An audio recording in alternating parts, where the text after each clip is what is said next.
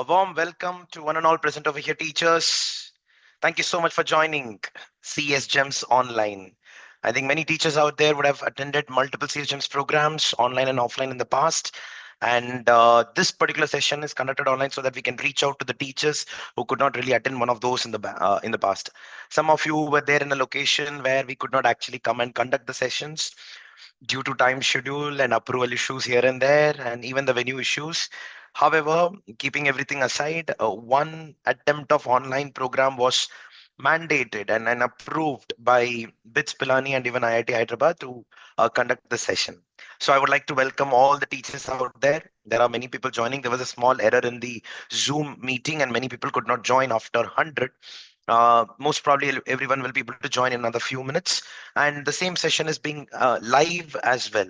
So anybody who's not able to join from your school and would like to participate in this, I would request you to please send the YouTube link. The YouTube link is being shared by our team members on the chat, and you can forward that to your fellow colleagues. uh, Now coming to the main point, CS Gems Computer Science Global Education Mastery Series. It's an important agenda in academic year for an organization like SuperTeacher Edureforms Private Limited. When we began this organization with an idea probably in the year 2019 and registered that in the year 2020, one of our key aspects was technology is not really dealt properly in our country. It's something that you can clearly realize. One of the realization factors that we had is, I think now many schools are having this annual day programs and sports day programs, and I'm pretty sure computer science teachers are very busy, right? Did you get the point? Annual day sports day program, but the computer science teachers are very busy. Yeah, that is the maximum level of importance that a computer science can get in a particular school setup. So it's very important for us to realize that not only during the functions, not only during the events, just not for the presentation, we are way beyond that. We are way beyond that. And talking about computer science as a subject which is standalone in nature, well, it will not convey the message. That's when national education policy comes into picture, which actually combines computer science as education in all the domains. It could be English, it could be science, math, social studies, any discipline in life. Without computer science, it's impossible right now. It is literally impossible. It's just like, what are the basic needs of life? The basic needs of life are, food, cloth, shelter, and probably internet, right? I do not know if there is any household where there is a computer system without internet connected. When I grew up, or when you were there in your times, probably you'd had a computer and you installed almost everything on the system, right from the Road Rash game, right from the Microsoft Office, right from those offline pinball game that used to be there on the Windows 2007, 10. You remember, even 98 for that matter. So we used to, enjoy those times, and then like computers, it really created a lot of difference. However, right after 2010, there was a massive increase in number of users to communicate online through internet. Internet calling became quite a thing, and people started using internet. And if there are people out there who does not have internet on their mobile phones, they're always offline, pretty much they are retired from their life. That's the reason they're like that. Otherwise, without internet, there is no device right now. How much ever we speak about these aspects, still it's a taboo topic in the school to have an internet in the computer lab. We're going to talk about that as well. People are not really comfortable. When I say people, I mean to say students, teachers, not only students and teachers, even the parents and sometimes the children. They're not really comfortable using internet. So we're going to talk about that aspect as well. So when we talk about the importance that's not given to the computer science education out there, which includes the teachers, all of us to a very large extent, we believe that there has to be a program that needs to be a part of Indian education system, a culture that happens every academic year. So in 2022, we started with CSGEM's program in collaboration with Elan and Envision IIT Hyderabad, with Pilani, and then IIT Madras, IIT Bombay, various other education institutions to support the content. Coincidentally, Government of India released a circular stating that you need to use skill education, which comprises of all the topics related to computer science, may it be coding, artificial intelligence, information technology, digital literacy, digital citizenship, programming, data science. All the topics came in the form of skill modules, which gave a lot of importance to the education community out there, stating that no, this is very important. Let's start looking at it. The maximum importance was realized probably in this particular time because of a small insect called as coronavirus. This insect made sure that the principals and other subject teachers realized the importance of computer science teachers. Computer science teachers were called and said that, ma'am, can you please help us make the PPTs? Can you please help us make the videos? And this time the computer science teachers felt so important. Then they started saying, no, I can't do. I'm very busy. Yeah. See, you took the tit for tat. I'll remember, I still remember that moment. Generally, the science, maths, and English teachers, right in the beginning of the academic year, they'll have a plan. They'll have a plan of completing their portion. They also get sufficient number of periods, right? They do that. We hardly get 2 periods per week, right? However, these maths and science teachers, they know and they plan in the month of May, June itself, that in the month of December, when I'm running short of the portion, I'll go and ask a computer science teacher their periods. They'll plan in advance. And in exactly the month of December and January, at least one teacher from each school will definitely go to the computer science teacher and say that, Madam, my portion is not completed. Can you please help me? Can you please give me 1 or 2 periods of yours? We are happy to do that. We're like, okay, let us give that. But what really hurts is the statement after that. You know what they really say? Ma'am, can you please give me the periods? It is your computer period only. No. How? It is computer only. No. So the mentality of the core subject teacher is it is computer only. No. That means it's not really given the importance at a level where it should be. Otherwise, that statement would not come, right? So the problem is not giving the periods. The problem is the importance to the subject. It is computer period only. No. No. No, it's changing the world. So let's understand this in a detailed manner, and we are going to get into that part. Even the pay, we are not supposed to talk about the pay actually over here. I'll actually talk about one fact which you might not like, but talk about and gossip about this in the staff room if possible, so that some level of politics definitely gets created. One of the fact is, you know, is basically what do they do? They'll come to this aspect, and so there was this country called as Finland. Okay. And in Finland, there is a proper examination for the teachers. So there were many children in the schools in Finland, and there was a question asked, what do you want to become in future? In India, if the same question asked, students are like, I would like to become an engineer, I would like to become a doctor. These days, Instagram influencer, I would like to become a YouTuber or a video editor. Nobody will say, I want to become a teacher. It's very rare. Even if the child is saying, I want to become a teacher, probably the child is not knowing the reality, and you're asking a second or third standard student. That is why they're saying they want to become a teacher. I hope you're getting the connect so far. The same question was asked in Finland. 60% of the students, I would request you to please Google about it. 60% of the students out there said that they want to become the teachers. One, that it has got a lot of importance and they've got direct impact in the society. And second, it's one of the highly paid jobs in that particular country. Yeah, the system is like that, where the teacher job is quite expensive in the sense the salary is really high and people look forward to become a teacher. And the training is also very, very exhaustive. Yeah. No, no, let us not talk about the pay in India. That's why I request you to please talk about this in the staff room.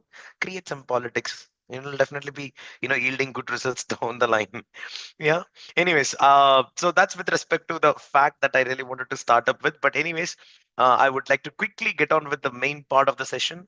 So I would like to welcome all the teachers out there to CS Gems, organized by BITS Pilani Quark in collaboration with SuperTeacher Edureforms Private Limited. It's an honor for me as a trainer to be part of this session every academic year. Since 2022, we have been looking at multiple batches of CS Gems, and every year we are able to create at least 3 to 5,000 teachers. Now, when I say 3,000, offline teachers and 5,000 total put together, offline and online teachers, every year certifying them, they are certified CS Gem. Now, when I say gem, it's an attitude of a teacher. Like I am a gem. Yeah, I am Hira. Like it's like I'm diamond, something like that. So gem is a precious stone. A professional development program for school computer science educators in collaboration with leading CS educators across Asia Pacific. Let's understand this and understand the spirit of NEP through Computer Science Gems program. Before we actually get into the program and its details, I would like to tell you that this particular program is a certification through SuperTeacher Edureforms Private Limited and Quark 25 Bits Pilani.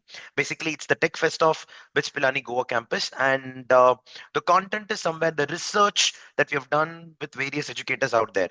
And this particular research will give you a very different perspective to what exactly computer science is and how can it be actually taught. It'll definitely give you a very wide idea. Many of the teachers out there in this particular session would have attended the online program in the past, offline program, and you're like joining again for more like a revision probably, so you might find some of the content to be repeated. However, there are a lot of new examples with new education systems out there, and let's hang in and understand what exactly is there for 2025. We're talking about artificial intelligence to a very large extent in this particular session. So it's a professional development program to help educators master NEP aligned computer science skills, AI, data science, coding, and more across Asia Pacific. A CSM is a school teacher who has undergone a specialized professional development program in computer science and AI under Super Teacher in partnership with BITS Pilani Quark 25. They bring today's cutting edge CS concepts into classrooms. Let's understand this. Now, we will be getting into the four areas of our training program. The first one is going to be called as curriculum. The second is going to be called as pedagogy. The third is going to be called as assessment. And fourth is going to be called as technology. All these four in 4 hours. Today, 2 hours, and tomorrow, 2 hours. I would request all the teachers out there to participate both the days so that you get your certificates. It's mandatory for all of us to fill three important forms. The first one is called as the KYC form. Know your competency. I'll repeat it, KYC form. Know your competency.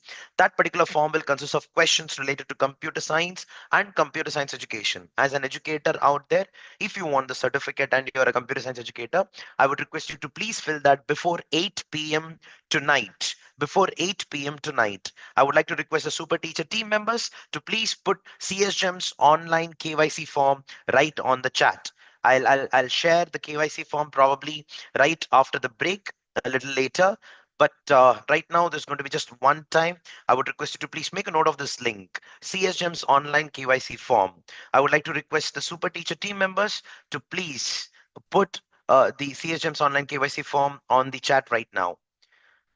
In the meanwhile, the second form will be basically your attendance sheet, which will be there on both the days.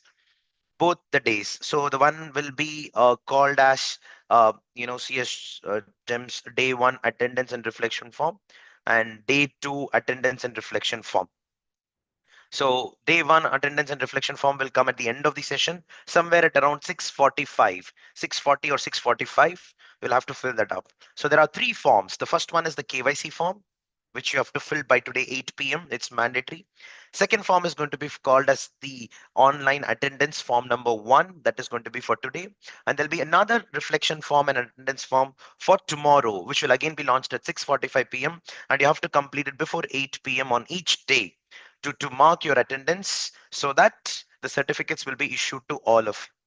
That's it. So that's pretty much about the program and its operational aspects. I would like to share the screen back again and continue on the topic related to what exactly we are getting into. So CSGEM standards is basically called as Computer Science Global Education Mastery Series, where we talk about curriculum, pedagogy, assessment, and technology. When we talk about computer science or any education for that matter, it will definitely revolve around these four areas. In case of computer science, technology plays an important role. The first one is interpret NEP 2020 goals and CBSE and ICSE reforms. A lot of ICSE content is included in this curriculum for CS integration, which includes AI, coding, data science, and robotics. Compare and map global CS curriculum standards, Computer Science Teachers Association, IST, International Society for Technology and Education, Digicom Edu, OECD, Organization for Economic Cooperation and Development, etc. Explore the shift from ICT to skill-based CS education using AI, AR, VR, and coding. This is with respect to skill-based CS education. We'll be talking about that as well in most probably in at around 5:45, somewhere around that particular time. Make a note of it. Upskilling pedagogy, apply the C4 model, which is always about context setting, connect to real life, concept exploration, and competency building.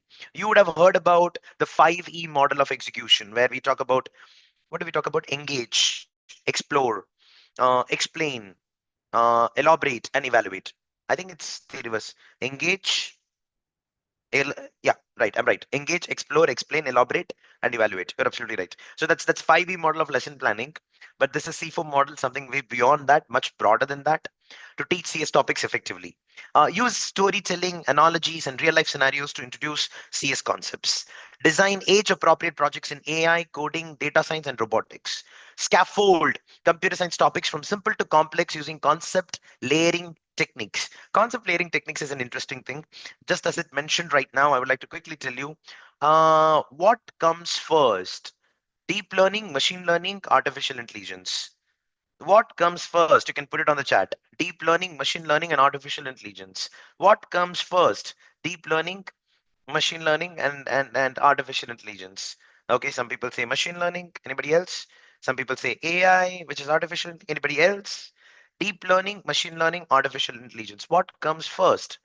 Okay, that's a nice question, right? Uh-huh. Deep learning, machine learning, artificial intelligence. Okay, okay, okay. Many people say deep learning, many people say AI. Quite a lot of misconceptions out there. We're going to talk about artificial intelligence, superset of all. Fantastic. Okay, that's a good word that you mentioned over there, ma'am. Superset. Okay. Deep learning, always deep learning. Yeah, Shruti ma'am. Okay, that's great. DL and ML is a subset of AI. Cool. So what comes first? DL or ML in that case, Naina ma'am? Deep learning. Okay, okay, that's interesting. Okay. Deep learning. Okay, that's great. That's great.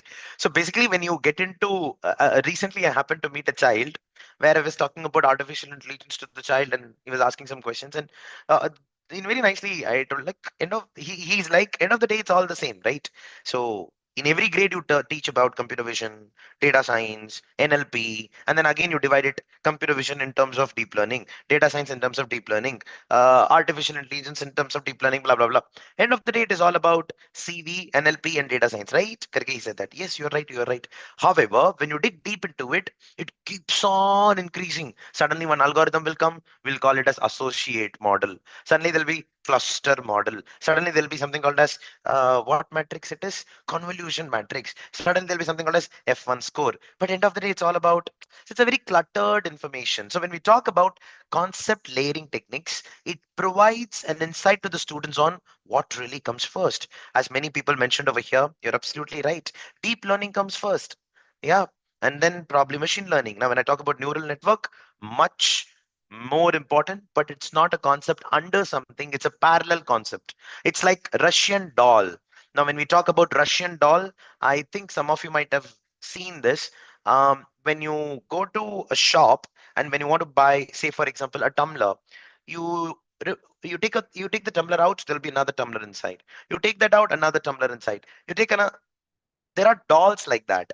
You take that first doll out, there'll be another doll inside. You take the other one, another doll inside. That's called as Russian doll.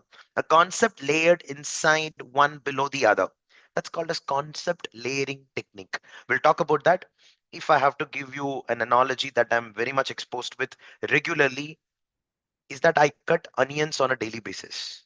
How much ever you cut the onions and how much ever you remove the layers, it'll keep on coming the same thing. Somewhere, Russian doll is an example of onions, according to me. People generally say onion is an example of Russian doll, but it's both are one and the same. So here in this case, scaffold computer science topics from simple to complex using concept layering techniques. Interesting, right? Next is assessment.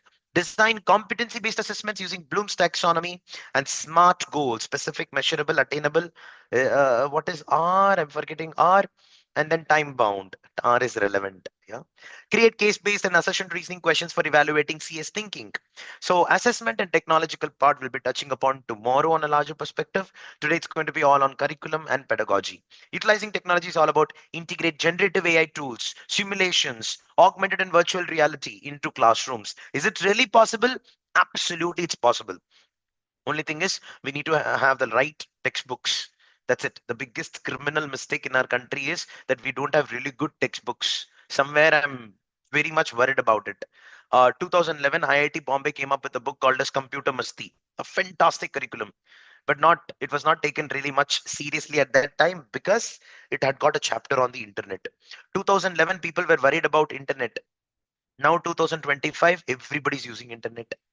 At that time itself, that book was trying to tell the people that this is more important, open source is more important, stop teaching Adobe Premiere Pro, start teaching OpenShot.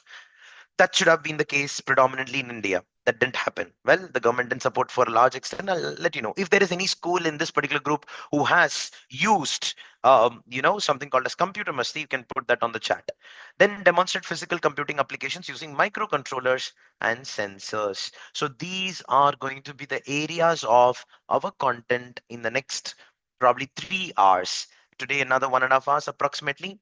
And tomorrow, 2 hours from 5 p.m. to 7 p.m. If you complete the three things that we were talking about, the online KYC form, the day one attendance, and the day two attendance, you will be getting your CS certificate.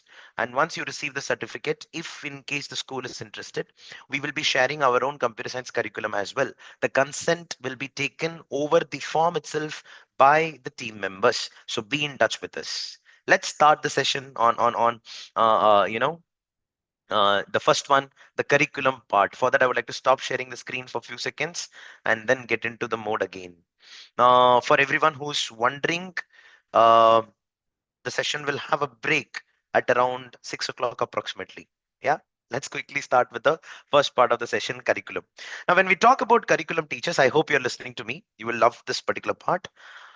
Why is curriculum very important? Rashi ma'am or Reena ma'am, I think, uh, yeah, present attendance has to be marked on a form, ma'am.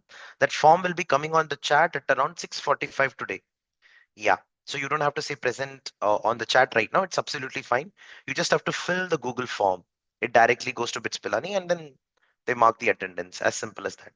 Yeah. Let's go forward. Now, when we talk about computer science curriculum, what do we mean by curriculum? Every country will have their own style of presenting a particular topic, which comes under the category of pedagogy. Pedagogy, in the sense, like you cannot teach like the way you want. Every curriculum will define that. I'll tell you, I think some of you might know about this. There is this curriculum where the students don't use the textbooks at all. Only activity sheets are used. Do you know which curriculum I'm talking about? It's quite famous in India. You can put it on the chat. It'll come at around 6:45. Very good, Lakshmi ma'am. You're absolutely right. There is a curriculum called as IB curriculum, which is International Baccalaureate Curriculum, which does not really emphasize on the textbook. They have activity sheets. And these activity sheets will have certain set of probably rules and set of instructions for the students to do, and they come out with a project. Now, this particular curriculum, you cannot teach the students of a CBSE school like the way you're teaching to an IB school. There it is mandatory for the teachers to bring real life context setting as the first step into a particular classroom. It is like if I have to teach the chapter of, say, World Wide Web. So that's the chapter for sixth standard student. You'll not directly start with, do you know what is www? No. Probably you'll be like, hey students, let me give you a scenario. Now this particular scenario is called as competency context. And in this scenario, I think most of you would have gone to this computer science lab or library. Everybody goes to the library, right? Now inside the library, you will see that there are multiple books arranged in a particular rack. And you like some of them and you take the books and you start reading them. Now the teacher is talking about a library over here, talking to the students on the chapter www World Wide Web. But the chapter does not start directly over there. The chapter is starting with the students going to the library. Now listen to this. The teacher is like, students, can you see the racks over there? These are the books arranged, right?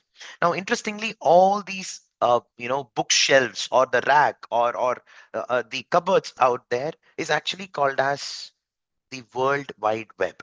And when you open that and you take one book, that's actually called as the website.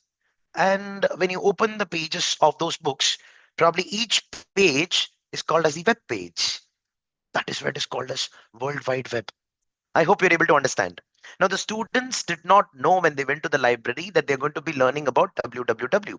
So, going to the library became the context for the students to understand the topic of World Wide Web. I hope you're getting the connect. What we are actually trying to talk over here is directly starting with the concept is not the rule of IB curriculum. Hence, every curriculum will have their own style of teaching, but that style of teaching is dependent on the curriculum. This particular curriculum is defined by the government of India or government of a particular country. So people have to sit together and design how computer science should be taught, more than how it is supposed to be taught, what is supposed to be taught. And if I have to teach so and so, is it relevant for the next 5 years? Is it relevant for the next 10 years? I need to gauge that. Is it relevant or not? If I'm not able to gauge that today, let me have another round of discussion with the subject matter experts again after 3 years. This should be the discussion that should happen in every country. And when every country understands this particular aspect of research, trust me, the subject will automatically get its importance. Now, let us come back to India. In India, what really happened? In India, ma'am, whenever we talk about science or maths or English, there are certain set of people who are called either to NCRT office or either to ICSE office, and everybody will sit together and they'll design the curriculum.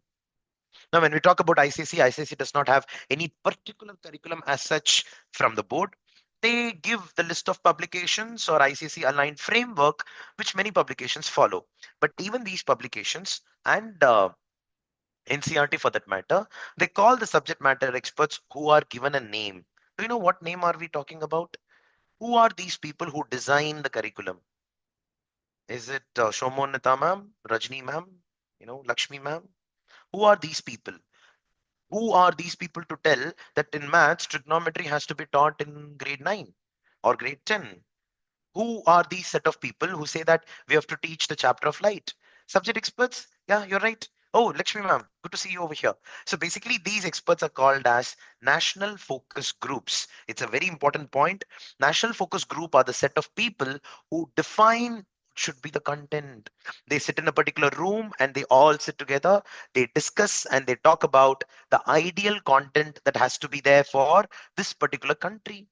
Nice, no? Now, these set of people, when they say that science should have this, math should have this, unfortunately, in India, we have national focus group for all the subjects. We are for English, we are for maths, we are for science, we are for social science, we are for, physics, chemistry, biology as well, independently. We are for arts, we are for music, we are for dance, we are for theater, even for drama. For everything, we have a national focus group.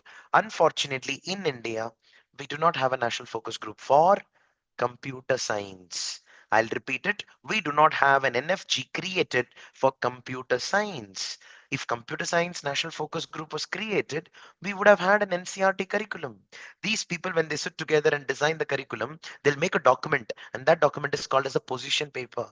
With that position paper, the discussion of whatever happened in that room, they'll give it to another committee who will form something called as framework, national curriculum framework. That curriculum framework will be given to some more subject matter experts, some more state focus group and national focus group who will start creating the content. When they start creating the content, it becomes the textbook, and there is a proper methodology to do that. Once it becomes a textbook, it goes to the CBSE office or ICSE office where they approve, yes, these are the right books for my way of asking questions. That is the board pattern, and based on that, these publications become live. I hope you got the point. So if at all there was a national focus group for computer science, people would have taken it very seriously. It is computer only. No, that statement came because there is no NFG. And that is the reason we have got very less number of periods. I hope you are able to understand. So when we talk about curriculum in India, does computer science have a good curriculum, or does India have a good computer science curriculum? Unfortunately, many publications are there with very good curriculum, but which is better or not depends upon and the knowledge, skills, and attitude of a computer science teachers. A computer science teacher will say a particular publication to be really good if whatever is present over there, she knows about it or they know about it. Sometimes it's also the case a teacher sees a book and she's like, hey, I don't know this chapter. This should be really good. Let me look into it. Probably for her, that particular computer science curriculum was really good. So it's important for all the private publications like us, like any other organization for that matter, to take this very seriously and come up with the best curriculum out there. But we cannot be dependent only on this, right? Luckily, in the year 2020, national education policy came into picture. People started talking about AI, people started talking about coding, people started talking about gaming as well. And they were like, let's have all these things. And that's how national education policy said that let's have a curriculum, but let's call it as a skill education. Let's not have a complete subject right now. Let's gradually introduce it. And they came up with skill education. One reason that the national focus group did not really form for computer science is computer science is an evolving subject. It's too fast. It's so dynamic that we can't have something getting erupted just like that and running. No, it's very difficult. By the time somebody says that in grade 7 you should teach Python, there'll be someone who says that no, Python can be taught in grade 4 itself. Why? There is no other programming language which is way superior than Python, which has to be learned probably in grade 7. So it's not on the content complexity. It is on the way the content is taught. That's where pedagogy comes into picture. So we'll be talking about that as well. So I hope you got a simple idea on why there is no computer science curriculum in India. Until and unless computer science curriculum is not there in India, we'll still be at the same place. Interestingly, there's one more very nice thing about computer science. When you look into our education system, there are three categories. I think everybody knows that. The first one is called as the school education. The second is called as the graduation. The third is called as industrial requirements. All are part of education system. I'll repeat it. School education, graduation, industrial requirements. Industrial requirements is all about what people right now want so that the country can develop with this particular workforce. So industrial requirements talks about I would like to know have more engineers who are mechanical. I would like to have more engineers who are electrical.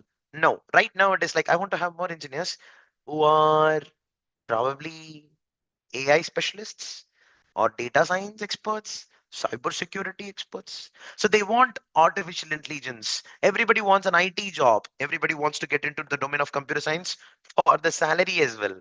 However, if you look into that particular scenario, in the school you get only one period or 2 periods per week to address that industrial requirement. Everybody wants an IT job, but in graduation, not many people are taking computer science. Forget about graduation. Now also there is a boom. Many people are taking CS, IT, or AI as an engineering subject, but in school education, still it's outdated. So curriculum importance is one of the most important aspects of computer science education to be dealt in CS gems. And I hope I was able to give you some perspective. I would like to show you more on various other countries' understanding of curriculum. And for that, I would like to share the screen and get into the details further. I hope you're able to see this. Yes, you will be able. In 3, 2, 1. Okay. We'll come back to on the periodic table very soon. See this. Tech layoffs 2025, TCS, Microsoft, Intel slash jobs as AI reshapes workforce. There's a massive any update on layoff. I think many people are aware about it. So there's this guy called as Hensen Huang says kids shouldn't learn to code, they should leave it up to AI. So this person who's basically one of the important directors at Nvidia says that students should not actually learn to code. Eventually AI will replace that. Bill Gates says AI won't replace his job even in 100 years. So these are some of the tech leaders in the world, and they are saying these things, which makes us even more confused if coding is important or not. Well, the exploration is interesting. The more you know, you understand that the more you do not know, which makes us, take that risk of teaching and sometimes abstracting things that are not necessary. One of the greatest abstraction could be right now going away with Microsoft Word. I think MS Word has become an overrated software, even for Google Doc for that matter. Maybe it can be 1 period or a 2 period or a 3 period thing. But having that for 10 periods or 12 periods, only MS Word, PowerPoint, Excel is somewhere not really. See, using Excel, I'm learning data science. That's a different story. Using Word, PowerPoint, Word, I'm understanding, creating an invitation. That's a different story. Using PowerPoint, I'm understanding how to present my idea. That's a different story. But here we are not teaching that, right? We're teaching on where to click so that you can have an insert option so that you can insert an image and wow, I have a presentation done. It blinks. Slight transition. I'm so happy about it. I completed my MCA to just teach this. No, that cannot be the case. But the point is, when we talk about tech leaders out there, even we as teachers are confused. Should we teach coding? Should we teach digital literacy or not? However, that leads me to tell you the next very important point. In order to address the needs for current industrial requirements, we need to prioritize computer science education. That's it. So let's understand this. This is national focus group. I think question papers, just now we discussed about it. If you want, you can google this and you'll get to see the fight between people who were telling that I would like to have so and so concept in science, so and so concept in maths. You can actually have a look into it in the ncrt portal. uh, there are other CS standards. I think some of you might remember this. This one is actually called as Microsoft Class of 2030. So basically, Microsoft created their own curriculum. I would request you to please make a note of it. The complete reading material will be shared with everyone tomorrow once all the three forms are completed. I would like to repeat that. The first one is the KYC form, which is already there on the chat right now. So you need to complete that. And the second is the attendance form, and the third is tomorrow's reflection and attendance form. In the meanwhile, let me share my screen, share the audio, and play the 10 jobs require digital technology skills, and demand for these skills keeps growing. Now is the time to learn computer science. At least 9 out of 10 jobs require digital technology skills, and demand for these skills keeps growing. Computer science is not just learning about how to use a computer. It's understanding what code can do. It's problem solving. It's an essential skill for life. That's why we've worked with educators to bring computer science into Minecraft. Our goal is to empower students to code with purpose, building relevancy and a passion for STEM, and preparing students for future jobs. The content is oriented around real-world problem solving with code. It's fun to learn to code in Minecraft. Students engage deeply and love to see their code come to life in the game.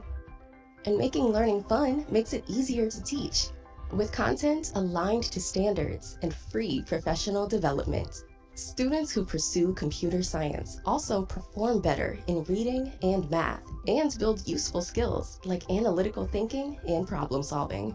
Computer science education is transitioning from this kind of nice to have into a vital cog. It is dominating the educational landscape. By failing to invest in computer science education and technology education, countries can limit their global competitiveness, resulting in governments that are less able to support their citizens. Microsoft's approach to computer science is based on the principle of computer science for all. To help design and implement computer science in schools, we've created the Microsoft Computer Science Toolkit with 3 critical elements: a white paper which provides a rationale for implementing CS education, a guide containing a full primary and secondary school curriculum framework, mapped to learning outcomes, and certifications. The guide also contains practical support for implementation, career guidance, and even lesson and project suggestions. And it has a map, which can be used to quickly guide progression, see learning pathways, and map content to modules. The demand for technical skills in the workforce is growing at a remarkable pace across all industries all over the world. We believe the Computer Science Curriculum Toolkit can be a fantastic resource to help school leaders and educators prepare to bring computer science learning into their teaching and into their classrooms to really help students discover and build their creative and innovative digital capabilities, and overall provide a foundational aptitude increasingly important in every type of job. Download the Microsoft Computer Science Toolkit. So basically, Microsoft Toolkit is available free of cost online and anybody can download it. You'll get to see their complete curriculum, and they call it as Microsoft Class of 2030. So 5 years back, I'll repeat it, 5 years back, Microsoft decided in 2020 that I would like to make a curriculum that's applicable for the next 10 years. And a beautiful curriculum got made. And what's really interesting about Microsoft is this is their business. So what they're actually doing is basically,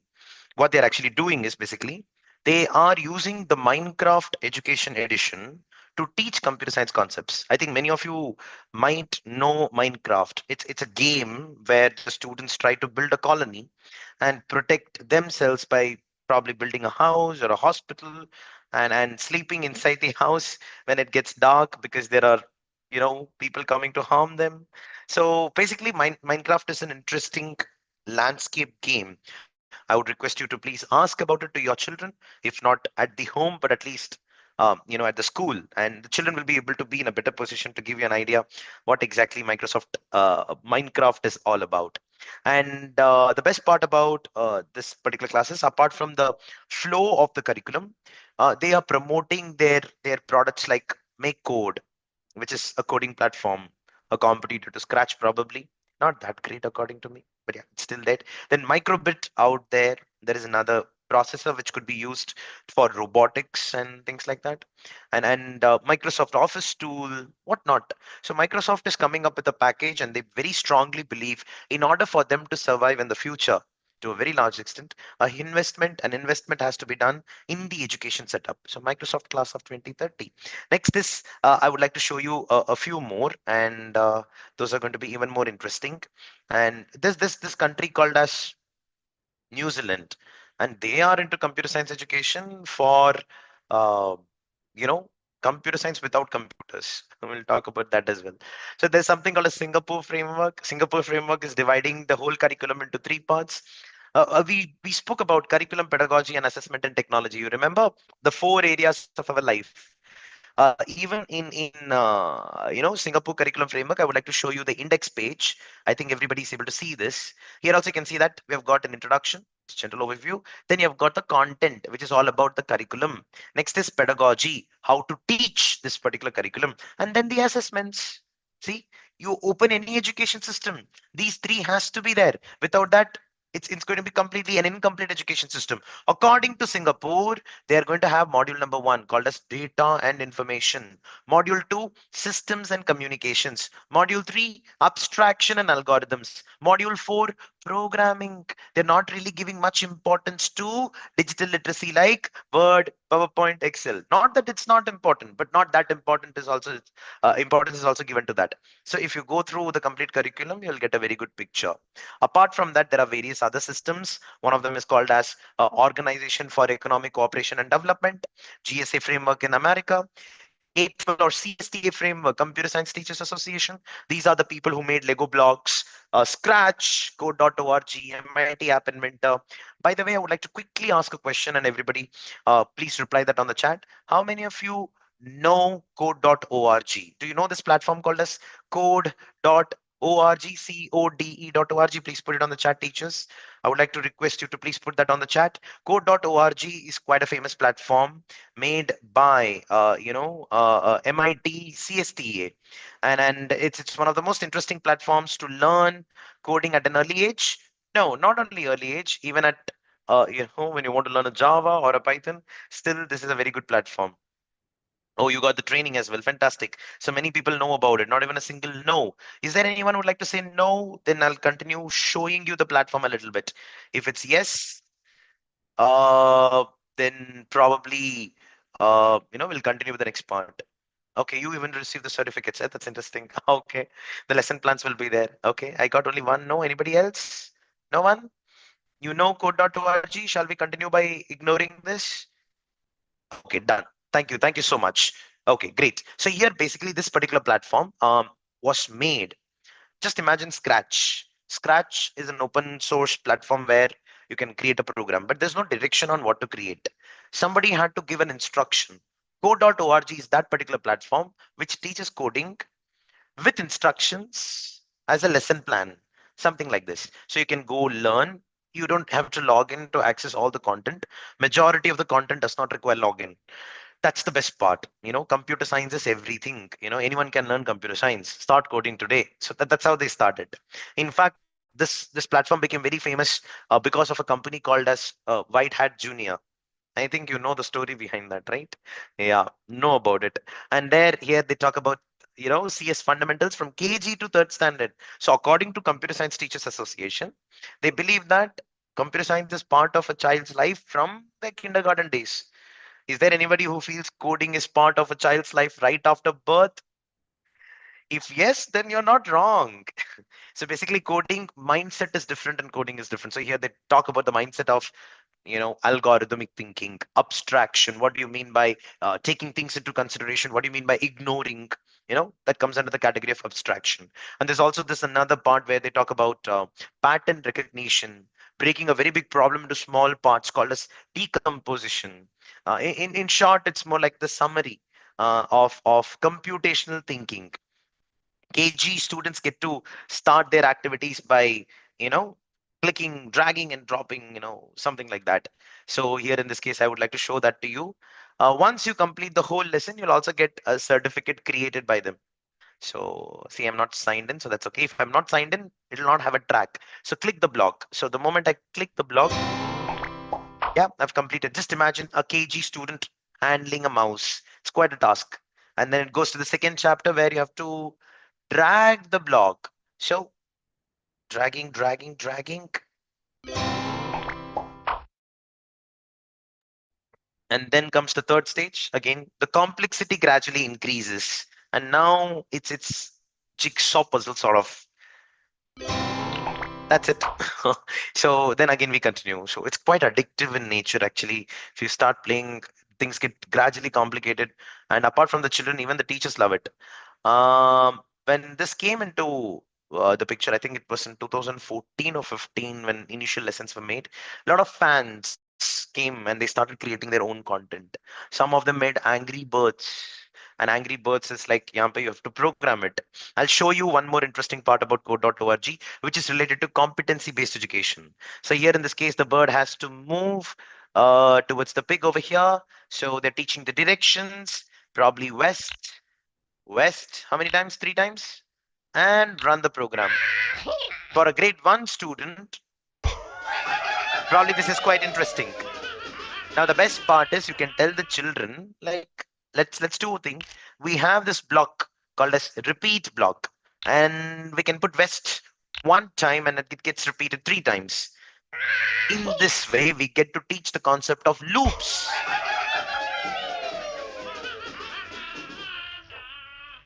The sound is really good. We get to teach the topic of loops for a student of grade 1. So you remember we began the session by saying it's not about the complexity of the content, it is the way we teach. In that particular you know format, this is there. So it's quite an interesting one. It's quite interesting. Let's go forward with the next activity. Probably I would like to show you one more to show you the competency part. I'm going back to the main page. So they teach AI as well, and they've got OKR of AI. I would like to show you something which is becoming viral right now. Let me Google that, musiclabcode.org. See this. So the other day I was there in a home in my apartment and the children were playing loud music. But when I went home, I mean, so they're my neighbors. So I just went home and like, why Akash is, shouting like this? And when we went inside, then we understood, oh my God, the students are actually not playing the music. They are coding. Let me show you. Let me show you. So here in this case, let's go to, the lesson one by one. I'm just clicking on this. Mhm. We'll go for a break right after this. So here in this case, you can see this. So this is basically when run and play drum beat cowbell. So there's some option and you can change it. Drum beat club, blah, blah, blah.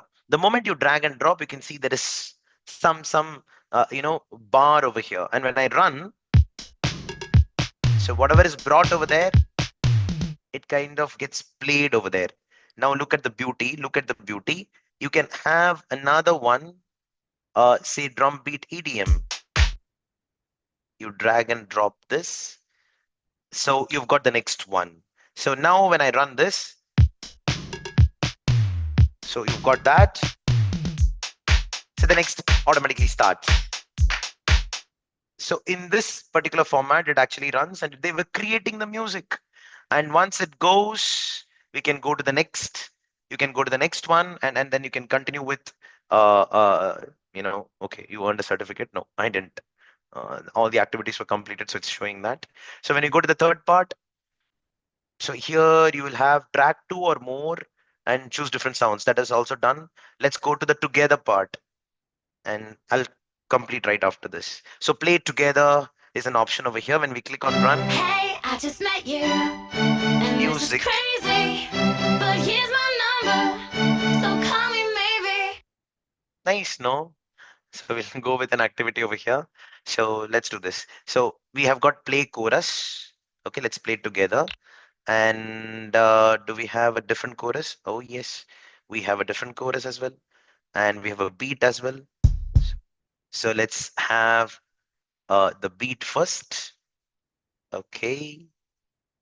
Can we remove this in this program? No, I don't think so. So let's have this both together and now run. I need a dollar, dollar, dollar, that's what I need. Nice, no? Let's have beat 2 as well. And let's add that over here. And let's run that again. I need a dollar, dollar, dollar, that's what I need. That's it. That's it. So they have got these pre-installed setup, and then the students can make it. So they learn editing music, they learn coding, and they enjoy doing that. That's why I love code.org, and they keep on, coming up with new activities to learn AI. The blockchain chapters are quite interesting. So I would request you to please check on this particular curriculum, and this is by this group of people called as, CSTA, Computer Science Teachers Association. Then there is another set of people called as IST, International Society for Technology in Education. These people talk about the importance of computer science education and all these subjects apart from it being treated as a separate subject. It's like maths with AI, science with AI, English with AI, or else maths with computer science, English with computer science, something like that. So they try to integrate. Why? Because computer science is not a standalone subject. So that's the reason it has come into picture. Then you've got Australian curriculum, then New Zealand curriculum. New Zealand curriculum is pretty interesting. They talk about computer science education without computer science education or computer science. No, computers. What am I blabbering? New Zealand talks about a curriculum that has got computer science education without computers. It is called as CS Unplugged. You can explore that as well. So that's pretty much about curriculum, teachers. I hope you got a gist on the curriculum aspect of CS Gems. We have completed our first hour of our program. We have got 3 more hours to go. Let's take a small break right now for approximately 5 to 7 minutes, and then we'll continue back again with the pedagogical part, a little bit of curriculum and the pedagogical part. By the time it's 6:45, we'll be sharing the attendance sheet on the chat, and uh, you will be able to mark your attendance, and then you can leave the call. Only the teachers who are able to complete the KYC form, which is already there on the chat, and the attendance form, which will be coming at around 6:45, and tomorrow's reflection form will be getting the certificates. I would like to request all the teachers to make sure that you participate on both the days so that there is no hesitation or problem in receiving the certificates. Thank you so much. Take a 5 minutes break. I'll see you soon.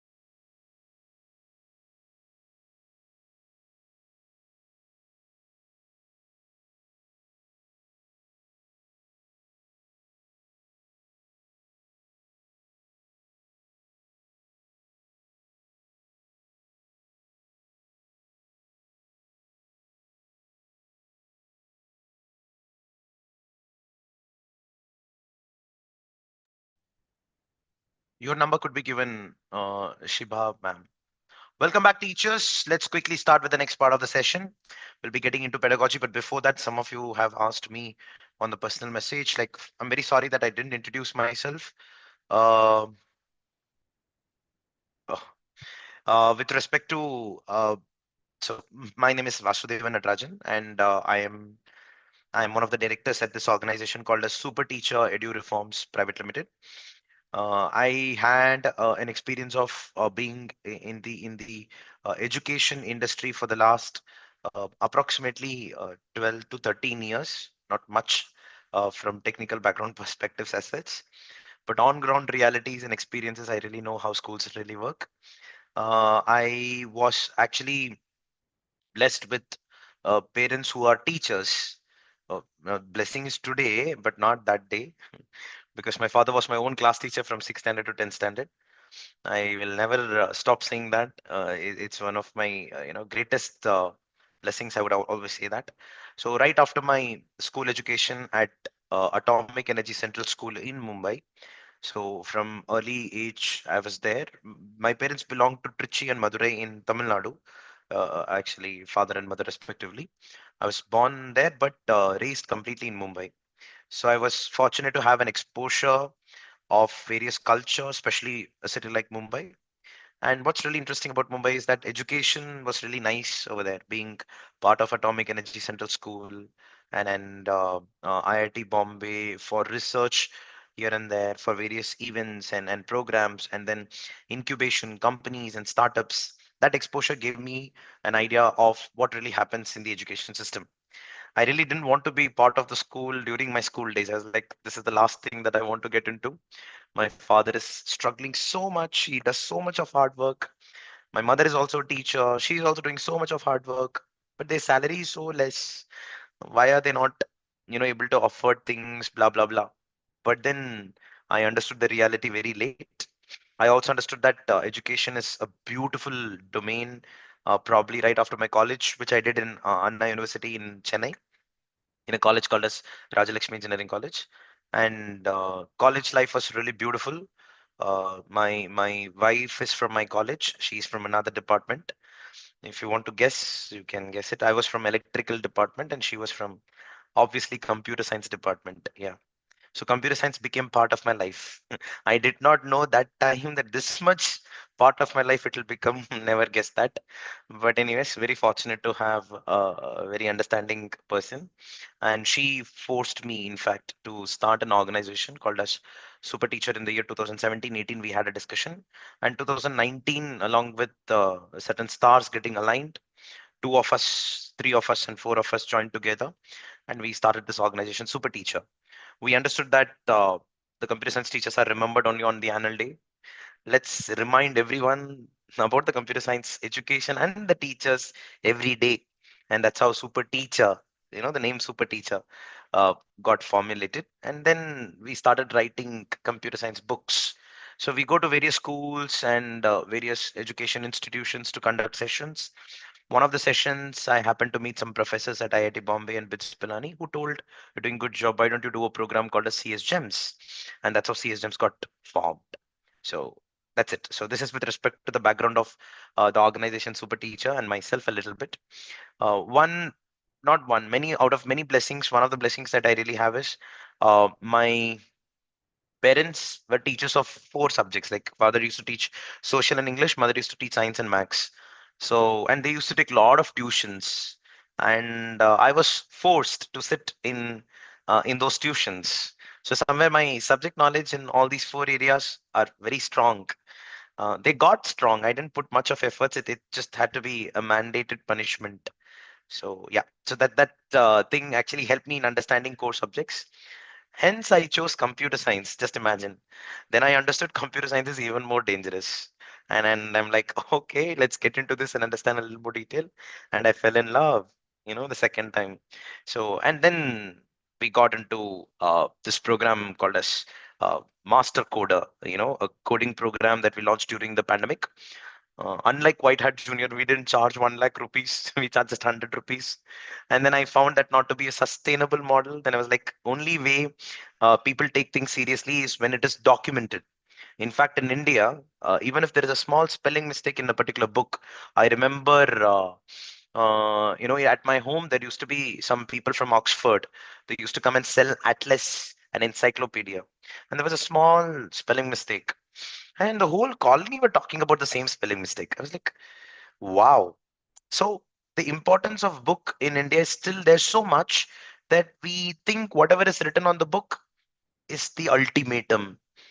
you know so I took that job very seriously, and I was also blessed with opportunities by IT Bombay incubated organization for writing computer masti books. And then there was this book, the content of Atal Tinkering Labs and Implementing. So these content, which are documented, gives me an extra anxiety attacks. Like, Vasu, make sure there is no spelling mistakes. Still there are mistakes. However, I keep trying to improvise on them. But yeah, because of that, spelling mistakes and stuff like that, we have a passion towards language. All our team members at our office are very strong believers of saving the regional language.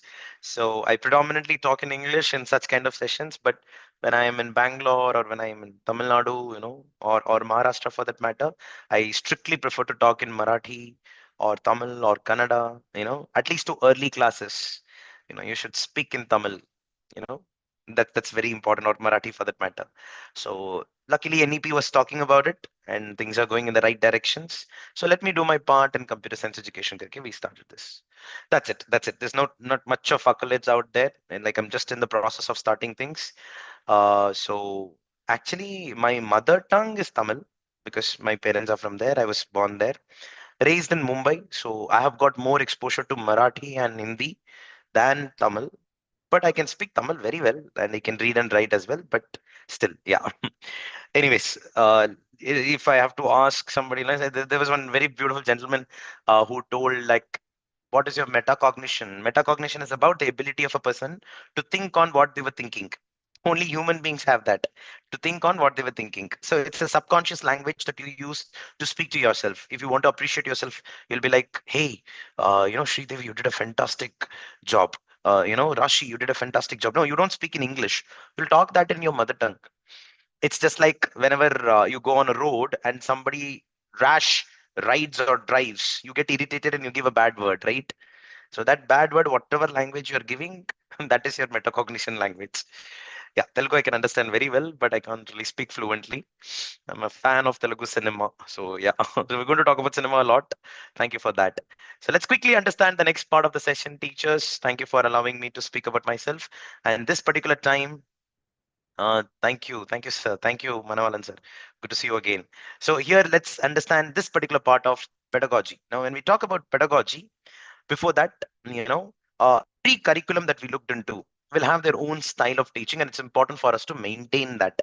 So in order to maintain a certain pedagogy, it's important to understand the curriculum ideology that we understood up to a certain extent. Microsoft is all about gaming and learning, so our teaching is also going to be about gaming and learning. Singapore framework is all about citizenship, cybersecurity, how to behave online, discipline, mannerisms. So all their curriculum will be related to that. Your teaching has to talk about it. OECD framework is all about exams, Organization for Economic Cooperation and Development. I think many people know about this fellow. OECD came to India in the year 2009 and he conducted one exam where around 73 countries participated. It was super tough exam, but super competency oriented, very nicely asked questions. Some of you even might love it. Do you know what exam we are talking about? Out of 73 countries, India stood a rank that surprised the nation. What was the rank that India stood? That led us to a chain reaction, a butterfly effect, which leads us for today's education system. What is it called as? What exam was conducted by Organization for Economic Cooperation and Development, OECD? Anyone? What was the rank that India secured out of 73 countries? Not even a single person? If not, then go ahead and give a rough guess. Just guess some number. Out of 73, what would have been the rank that India secured? It surprised the nation. Usha ma'am says 72. Anybody else with any other number? 15. Okay. 50, 53. Okay. That's great. 35. Any other number you would like to guess? Oh, 50. Reverse copy paste. Huh? Okay. Why many people are saying 53? Okay, is there a website that you're finding where it's written as 53? Oh, you only say, sir. Okay, I will say, ma'am. Let me say. Okay, she got irritated. So basically, the rank that India secured was, I think some of you are calling out your lucky numbers, if not, H15. Okay, first rank, Shravanti ma'am. You wish, ma'am. I do wish that, but unfortunately, India. No, I'm just kidding, ma'am. That's okay. 4774. Hey, I don't understand. Somebody said 53. The other person said 35. Somebody said 47, and next person is saying 74. How do you reverse copy paste? Is there a shortcut for that? Or is that a coincidence? Somebody said 46 and now it is 64. Okay, done. Okay, done. So India secured nice numbers. You're right. India secured a rank of, see, somebody said 72. This is like 27. The rank is India's second from the bottom. Yeah, it is called as 72. So everybody who said 72, you're absolutely correct. This exam was actually called as the PISA exam. PISA is called as Program for International Students Assessment. Program for International Students Assessment. I'll tell you, this was conducted only for 15-year-old students, the children who are in 10th standard. I think it makes sense right now. The children were asked questions with real life examples. Nobody was able to answer. A very poor response. Unfortunately, the rank is 72 and the whole world was laughing. They're like, really, India, you're known for good education system. That's what you call yourself to be. But 72, don't you think it's really bad? And then immediately Mr. Kapil Sibal, who was the then education minister, called the people from British Council, Cambridge, Alpha Plus, and UK NARIC. All of them came and they started Santosh Kumar, ma'am, yeah, that it could be 73 out of 74 as well. There are certain errors in certain websites, ma'am. We need to cross verify that. But anyways, what really happened is all these four people, British Council, UK NARIC, Alpha Plus, and what was one? UK NARIC, Cambridge, Alpha Plus, British Council. All these four people came to meet Kapil Sibal and they said, like, let's explore what's really wrong in India. And they started exploring.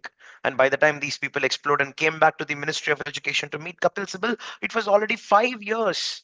5 years and they came back. And they thought Kapil Sibal sir is sitting over there, but no. The education minister was changed and SANS came into picture. No, not SANS. SANS. It's basically the mother-in-law. Smriti Irani. Yeah, Smriti Irani came into picture. She was there in the chair and these people did not know. These people did not know what to speak. They said that sir had sent us, we got the feedback. And ma'am came up with this option. She said that 2014, right after 2009, then after 5 years, these guys came back. 2014, they're meeting Smriti Irani and Smriti Irani is starting to correct. So she's saying, call Kasturi Rangan. Kasturi Rangan is the ISRO chairman. Along with him, the corrections were made. According to British Council in India, education system was not giving importance to technology. So there was a point written, the new education system would give importance to the technology. Coding and AI will be there in the picture, blah, blah, blah. So eventually what happened, multiple corrections were done, multiple solutions were written. The solution document eventually in the year 2019, in the month of December, it got released in the form of a draft, which is called as the National Education Policy 2020. So for the National Education Policy 2020 to come, India had to write an exam called as PISA, Program for International Students Assessment, and fail miserably. Who is the culprit over here? OECD, Organization for Economic Cooperation and Development. OECD. Okay, so OECD came into picture and they also have their curriculum for computer science. That's the reason we're talking about the history of them. Anyways, that's it. A small extra information. This was not part of CSMs at all. Just for all of us to know that how did NEP actually come into picture. Majority of the people who are here in this session, if you have joined the session, and I think in the past you would already know because I keep talking about it all the time. Yes, let's go forward and understand the pedagogical part. And for that, okay. Let me not, we have already done this. So we go to the pedagogical part and it's quite an interesting area. Now, when we talk about pedagogy, one important thing that I would like to start with, which most of you might know, is basically, you remember how many of you, let me stop sharing the screen for a few seconds. You can answer this question and in the second so let me ask you a question. Try to answer this. How many of you teach computer science, the subject that you teach, because you love this subject? You can put it on the chat. How many of you teach the subject that you teach? Here in this case, it's computer science because you love the subject. I'm passionate about it. I mean, computer science is my world. I really love it so much. You can talk about it. You can just put it on the chat. So many people say yes, in love with CS. Okay, I love gaming part. You love the subject. Okay, you love the idea. Fantastic. Yes, yes. Almost everyone says yes. Yeah, fantastic. You love coding. It's an amazing subject. Love the subject. Okay, okay, okay. Now the second part of the question comes where you don't have to answer, but definitely it will bring a smile on your face.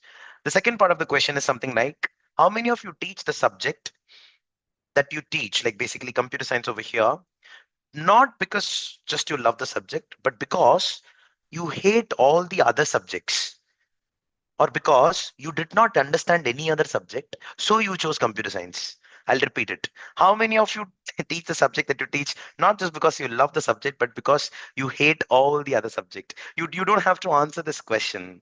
You don't have to answer your question, teachers. It's love and hate is an exaggerated term here to just give you the difference between two extremes of the function of a selection. So when we talk about the function of a selection, it's not just the matter of happiness or an affection towards it. It's also a matter of hate, it seems. Yeah, it's quite an interesting thing to know. See, we do you think we love something just because we love that particular thing? No, it seems that you hate the other things, and that's why you love something more. There was this movie, I think most of you might know this. I'm not sure, like especially people from Telangana, Andhra should definitely know about it. Hanuman karke, there was a movie, Hanuman basically, okay? That movie became a massive hit. I think Prashant Verma, right? Became a massive hit. Not just because that movie was good, okay? But because there was another movie which was a flop at the same time. Do you know what was that movie which was a flop at that time? Come on, tell me. Anyone? Any idea? A movie. Hanuman actually became a very big hit actually at the time. Not just because this movie was good, but also because there was another movie which was a huge flop. No idea. Okay, done. No idea. Many people out there. Uh-huh. No, no, not at all. I'll tell you. I'll tell you. No, Kalki was good. Usha ma'am, you're absolutely right. The flop movie was actually Adi Purush. And because of that, this movie became a hit. You know why? It's because Hanuman was made using a lot of graphics. And this particular graphics that they made was comparatively way better than Adi Purush. Adi Purush movie was supposed to be a high budget movie with a lot of money involved over there.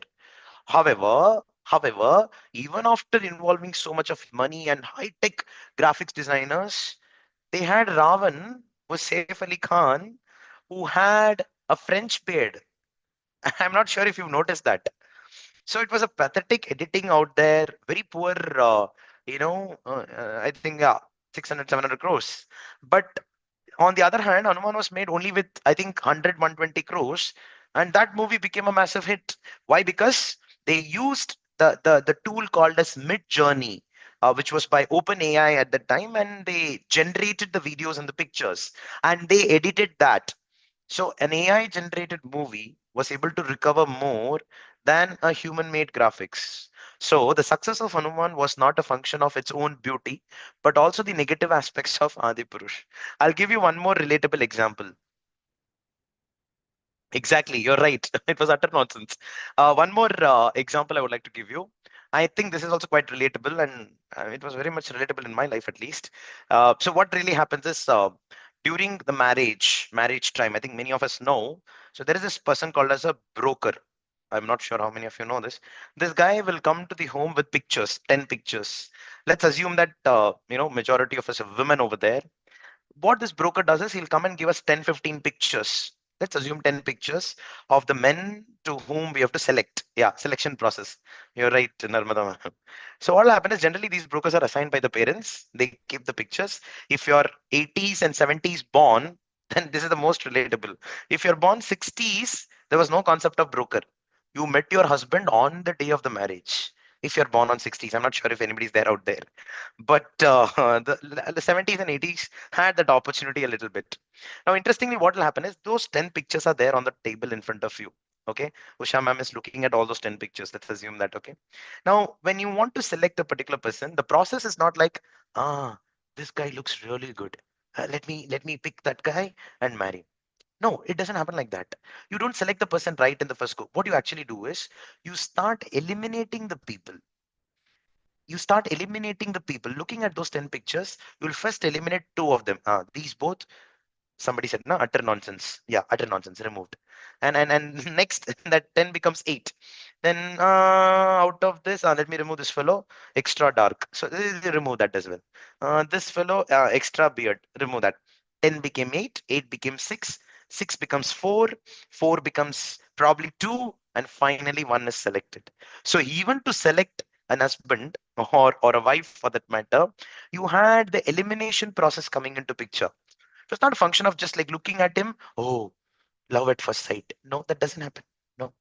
If it happens, then after 2 years, you realize, oh my God, I had 10 options.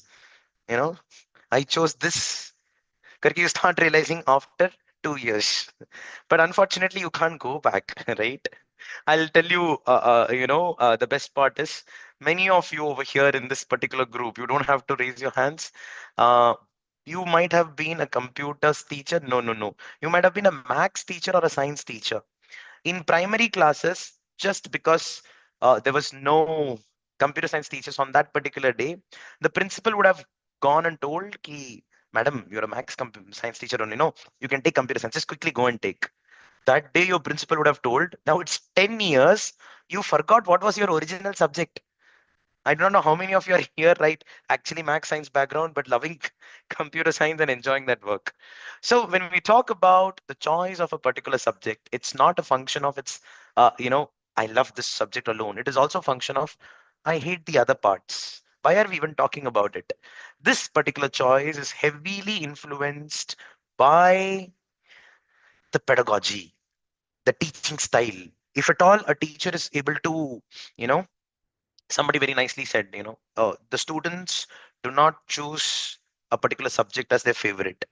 The students actually choose the teacher because of which that subject becomes their primary interest. I hope you're able to understand. If a child is saying, I'm interested in science, maybe one of the periods of that particular science was so interesting by that particular teacher that he is choosing science. So somewhere, if I have to tell all of you over here, you're literally creating interest among the students. If at all, if a child in your school is saying that science is more interesting and not computer science, it's an indirect communication that you have to compete with the other subject teachers and make the child say that, hey, computer is really interesting, get into it, something like that. So the students don't really choose the subject, they choose the teacher. Very powerful statement. Now, a teacher's choice is dependent not just on the appearance of a particular teachers, but the pedagogy of it. So that particular pedagogy, just imagine how much important it is supposed to be. Everybody has got their own style of teaching. Do not change that. However, there are certain nuances that the teacher has to take care of and make sure it is applied on that particular day. We are going to talk about some of the nuances of those styles in computer science teaching. Let's get on with the first one. I told you right in the beginning, right? We'll be talking a lot about movies.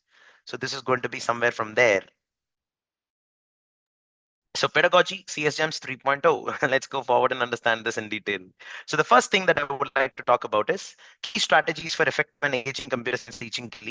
We need to make sure that we are with the current date. So that means adapt teaching to rapidly evolving CS field.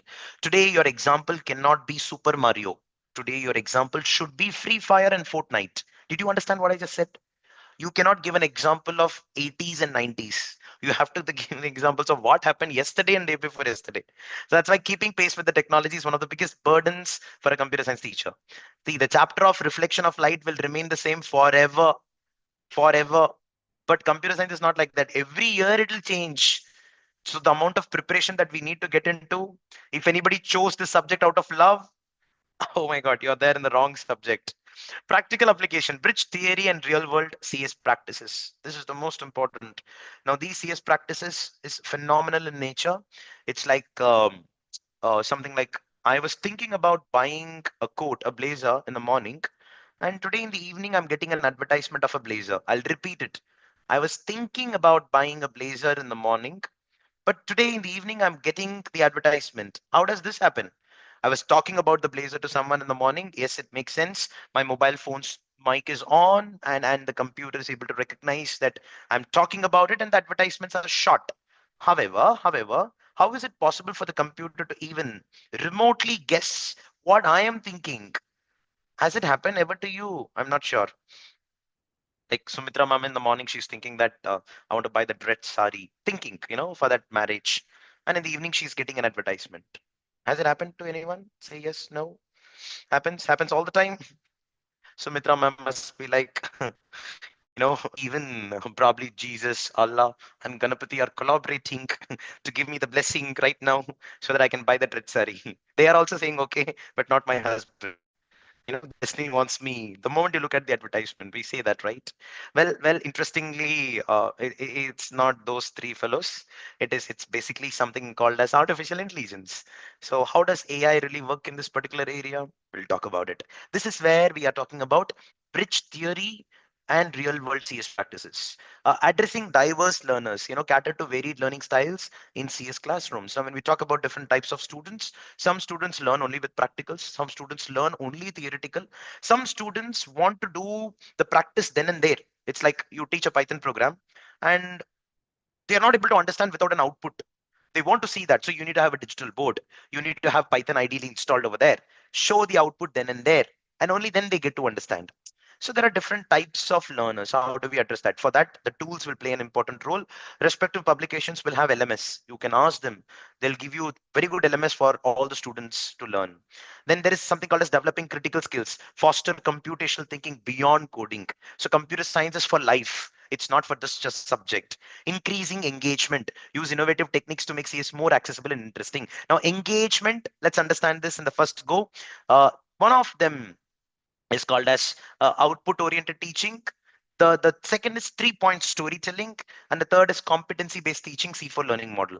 So actually what really happens is output oriented teaching. Many of you, over here, let me stop sharing the screen for a few seconds. So yeah, many of you would have come across the scenario teachers. What really happens is, if at all you start explaining a topic of say video editing or image editing, the children are not really interested. So you're like, this is the window. This is the place where you have to click on for filters. This is the timeline. No, they don't like it. This is basically a very good methodology and everybody does this. It's quite common. However, it seems that you show the video of Iron Man or Chitty the robot, okay? And looking at the video, the students are like, wow, this is nice. And the teachers are like, hey, students, can you tell me when Iron Man does this? How does that blazing effect come out? How does that fire come out? Can we try to do something like that on OpenShot? And then you figure out how to do that on OpenShot. That is where output oriented teaching comes into picture. Generally, when you look into any software learning from digital literacy perspective, it was never and it will never be interesting if it is started on how does the screen look like, where is the cross button, where is this button. No, let us figure it out, and for figuring it out I need an output. That's what it's called as. That's why it's called as output oriented teaching. That means you tell the answer first and then you derive the question through that. You tell the output first and then you derive the question through that. In competency based assessments, they will give you the program output and then they will ask you to write the program for it. Sometimes they will give you the program and you need to debug the program and find the right error. So this is called as output oriented teaching. In any Olympiad exam or competitive exams, it's more of output oriented teaching. And majority of the schools are already doing it. I'm very sure many schools are already doing it. This is not so unique. But the second methodology of teaching that we're going to talk about is quite interesting. You know what is it called as? It's called as 3 point storytelling. Oh, storytelling pedagogy is like quite a common thing. It's used in storyboards during curriculum development process. I'll tell you what exactly happens. Let me stop sharing the screen. Okay. So what really happens is whenever people make the curriculum, say for example, CBSE is making artificial intelligence chapter. There is a chapter called as project cycle. Okay, there is a chapter called as project cycle. Now there will be a person sitting on the table, say for example, this person is Sridevi ma'am. She is sitting over here and she's writing the key concept of project cycle, identification of the project. Then, coming to the problem statement, she's properly writing the concept one by one. There is another teacher, probably Santosh Kumari, who is already there on the other side of the table. She also knows project cycle. But what she will do, she will not write this particular part of concept. She will start writing the example of project cycle. What she will do, she will take the case study of Cotton Ace app. I think Cotton Ace example is given in grade 9 and grade 10 artificial intelligence chapter, I think grade 9, where they talk about project cycle. It will talk about the app which can detect how much of the plant is actually infested with pests and pests and multiple things. So basically, is it a good plant or will it survive and things like that in class 9, right? So that particular lady, who's basically Santosh Kumari, is not really worried about project cycle from the concept point of view. She is going to write the Cotton Ace as an example and a story about it. There'll be a third person, probably Naina, who will be kind of connecting both of this. So when project cycle mein identification of the problem is there the definition is there, concept definition is there. Right below that, Cotton Ace example will be there. I hope you're able to understand. So when the children are learning, they're able to read the concept as well as the real life application. Again, the concept and the real life application. So who is more important? Santosh Kumari or Sridevi? No, Nana is more important. So this particular aspect is called as 3-point storytelling.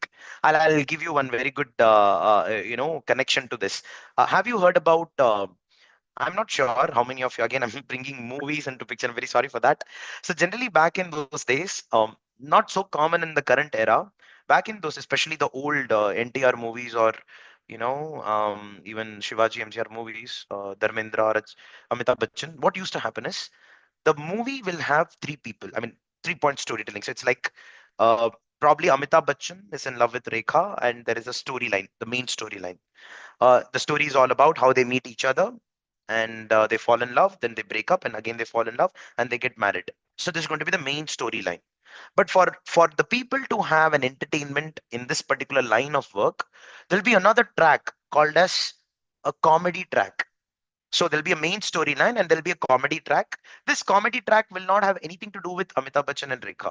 Probably it is run by Johnny Lever or some other comedian over there, and they will have their own narration going. The second point.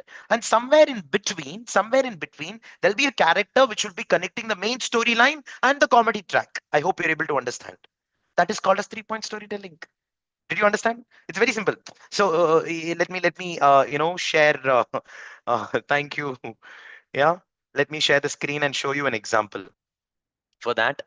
Say for example, let's take DIKW pyramid. Okay, DIKW, I think everybody knows about it. It's basically data, information, knowledge, and wisdom. So DIKW pyramid explain the process of refining the numbers and facts into smart decision. It is made of 4 stages. This is there in 9th standard. So basically, raw data and information. Information is about who, what, when, and where. Knowledge is about how. Wisdom is about why. Now look at this. Look at this. We are going to understand this DIKW pyramid using a 12-year-old Ajay's YouTube habits. Watch this very carefully, Rama ma'am. See, data is an assortment of basic facts and figures that doesn't make much sense on its own. Now, this is the main definition, Amitabh Bachchan and Rekha. Main definition. I hope you're able to understand. Data is an assortment of basic facts and figures that doesn't make much sense on its own. But the second point, it is like having a big bunch of Lego pieces laid out on your table. They're all there, they're colorful, but you haven't started working with them yet. Now, Lego pieces has got nothing to do with data as of now. It's a separate track altogether. That is why this is called as a comedy track. So here Johnny Liver is basically Lego or Johnny Liver track or that comedian track. For example, let's look at Ajay's YouTube watching data from last week. Now comes the third point. Ajay is the connecting person between the main track and the comedy track. Let's go and understand this. So Ajay's storytelling, some data is present. Now they're going with the first information, making sense of data. Data is over, now information. When we organize data and find meaning in it, it becomes information. Point number 1, which is the main content. Second point, look at it. It's like taking those Lego pieces and sorting them into different boxes by their colors and sizes. Did you understand? The Lego piece becomes the second track. And the third is, now you can understand what kind of pieces you have and what you might build with them. Let's see what Ajay's data tells. Ajay is coming into picture, the third track. When we have to explain something to the students, it is by default mandatory for a computer science teacher to have these three tracks called as 3-point storytelling, 3-point lighting, 3-point storytelling. These are all very common in cinema. Let's go with the next one. Knowledge, information ke baad knowledge.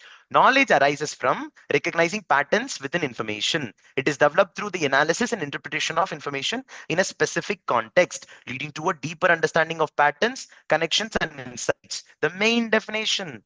Second track, it's like understanding which Lego pieces work best together and what different combinations can create. You begin to see how certain pieces are perfect for building specific things like windows or wheels. Now the third track, Ajay's YouTube habits. We can see that Ajay is most focused. He treats science videos very seriously, uses gaming tutorials, the connecting track. And finally, the last, wisdom, which is all about wisdom is about using knowledge to make good decision. It comes from applying knowledge and experience to make thoughtful decisions and judgments. Main definition, it's like becoming a master Lego builder who can look at their organized collection and instantly know the best pieces to create exactly what they want. So this is the second track, basically the competitive track. And finally, Acha to bridge both of them. Nice, no? So this is called as 3-point storytelling technique, which you can use in the class in order to convey a particular subject. Yeah, any doubts? No? Yeah, anyways. So whenever we write our computer science content, no? So we follow these techniques. And when we follow these techniques, we have seen the output to be phenomenal. The children have been, way more responsive. And one very nice thing that I understood is, if you really know a concept, you can teach that even to 11th and 12th standard student, or even to a first standard student. It is not about the concept complexity. It is about the pedagogical contextualization. Nice, no? So it's like the way you speak, the way you put the thoughts in a particular fashion. Again, this is algorithm. Computer science is everywhere.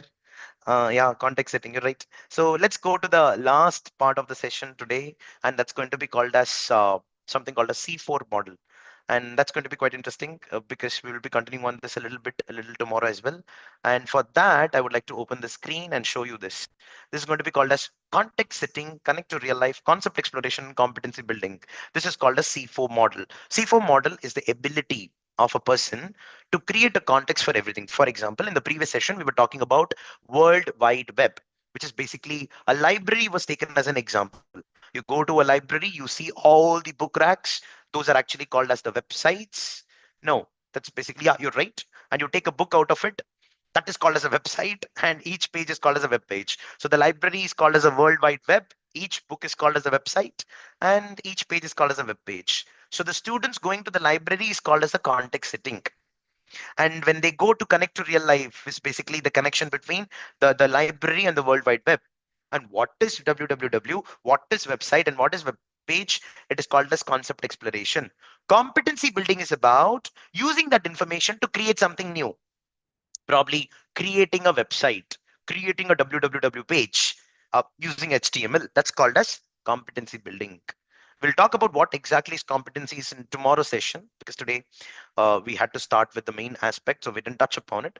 But what exactly is competency building, we'll get to understand in a little more detailed manner in tomorrow's session. So I think many of you would have actually known what's exactly context setting, connect to real life, concept exploration, competency building is. Yes, Narmada ma'am, that's mandatory. I would like to play one small video, and this will be phenomenal. I would like to, so see, in 2007, Steve Jobs walked onto the stage with knowing smile and said to the audience, "Today we are introducing three revolutionary products. The first one is a widescreen iPod with touch controls. The second is a revolutionary mobile phone. The third is a breakthrough internet communications device." He continued his speech and repeatedly mentioned the three gadgets again and again, and the people were getting intrigued, yet a bit confused. What was going on? Why build this kind of suspense? Let's find out. Let's find out. Watch this, teachers. It's one of the most interesting videos in the world of computer science ever. I'm sharing the screen, and you will be able to hear the audio in now. Today, we're introducing three revolutionary products of this class. The first one is a widescreen iPod with touch controls.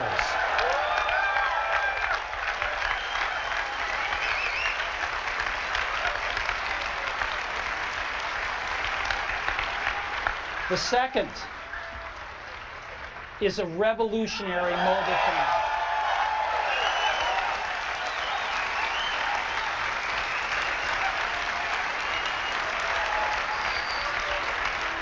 And the third is a breakthrough internet communications device.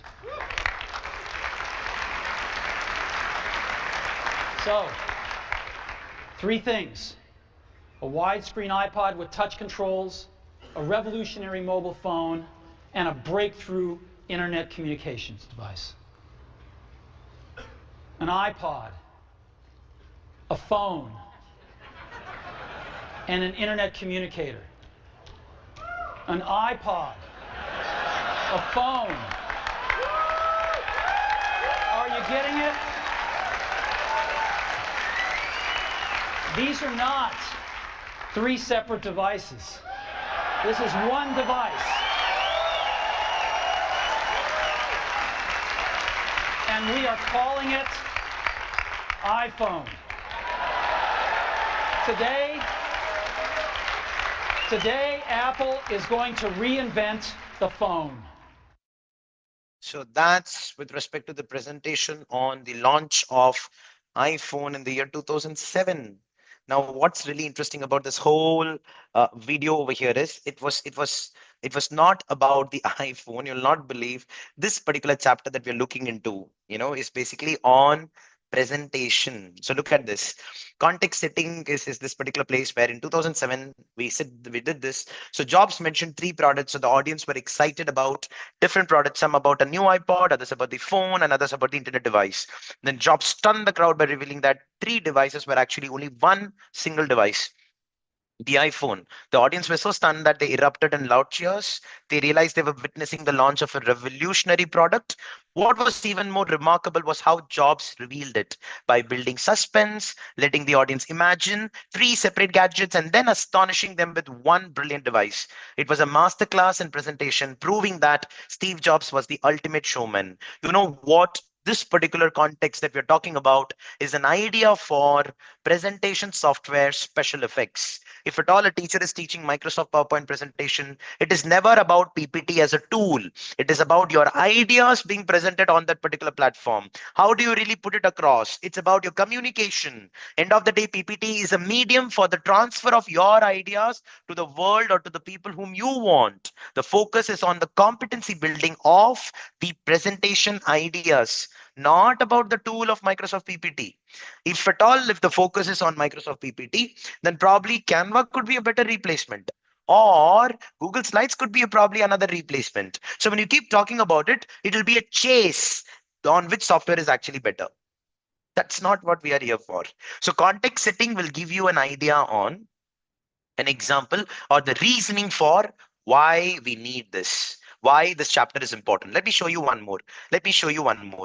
I think many of you know this. A science fiction movie produced in 2010 had a robot as a central character. This is one of my favorites, Rajnikant. The robot was intelligent, had some really advanced features, and behaved like a human being.